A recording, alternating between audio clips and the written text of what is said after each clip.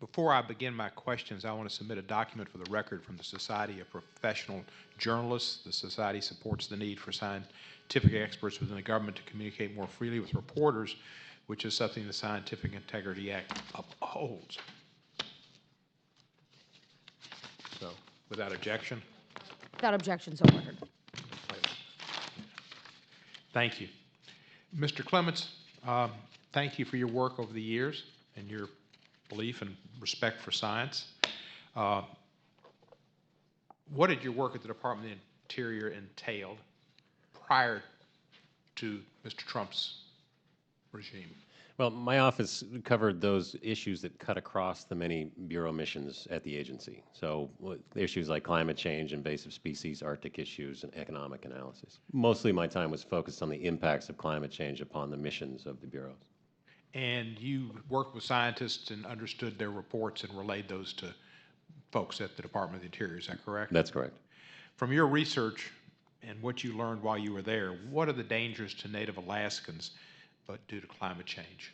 Well, they already face, right now, risks with unstable and unpredictable ice for transportation and hunting, but I think most striking is that there are, as indicated by the GAO 10 years ago, there are more than 30 villages that face, that are imminently threatened by the impacts of climate change, and they need to be relocated. Because they will, what will happen to those villages? Well, with the lack of sea ice setting up in the fall and the thawing permafrost beneath their feet, one storm can erode meters and meters of land at a time. But these villages are on strips, either peninsulas or islands, like the barrier islands of North Carolina. Only they're no longer frozen in place. So one storm can overtop these islands and put a lot of people in danger. The 90 degrees the other day, and was it in Anchorage? Yeah, it's uncanny and bizarre how warm it is in Alaska right now. Do you suspect that was caused by man, climate change caused by man, or was that just an act of God? Well, the temperature on any given day is weather, right? But we certainly have seen trends that would support the likelihood of those kinds of heat waves taking place in Alaska. Yeah. What happened to you and your colleagues following Ryan Zinke's horse ride to the Interior Department and taking over as the chief cowboy? Well, you know, when the secretary is sworn in, he has to wait 120 days before he can make any personnel decisions about senior executives. As soon as it was legally permissible, we received notices late on a Thursday night reassigning us and explaining why. Mine, to give a sense of the depth of the charade, mine was explained as you have economists on your staff, therefore you must know about accounting, and therefore we're going to move you to the accounting office that collects royalty checks from the fossil fuel industry. That's why we're going to do this. And was that right after the 120 days had elapsed, or right after you testified to the UN? It was a week after I had testified at the UN. It was actually 110 days after his swearing in, but they just said this is going to happen in 10 days. Yeah, it was about a week after I testified at the UN. So it was a confluence of two reasons to act. Yeah. And you were reassigned.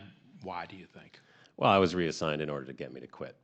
You know, it was basically hush you up. Exactly. I mean, Zinke, the Secretary Zinke, the very next week testified to Congress that he intended to use reassignments as a way to trim the DOI workforce by 4,000 people, and reassignments don't trim the workforce unless you do so as a way to coerce a resignation, which is unlawful. So that was pretty clear to us why. Did Mr. Zinke ever make any statements that you can recall about science and climate change? You know what? He made some statements during his confirmation hearing that seemed to support the notion of climate change. He didn't really put all his cards on the table, however. Since your department, have you seen any other efforts at the department to interfere with scientific conclusions? Oh, many of them. I have a list here, actually, that I can submit for the record. But there have been many instances. Could we have that submitted for the record without objection? So done. Done. Thank you. So ordered. I will add that in one instance was Secretary Zinke created a political review process for all the scientific grants, over $50,000. He had this led by an old football buddy of his, and it's pretty clear that this very non-transparent approach not only bottlenecked all the grant making and research had to be canceled, but it was obvious that you could certainly pick and choose those studies that you might like to fund, and those you would not. Have international relationships been affected by the administration's attack on science? Well, I work in the Arctic context. The Arctic Council, those are the 8 Arctic countries that are very alarmed about climate change in the Arctic. It's a major driver up there.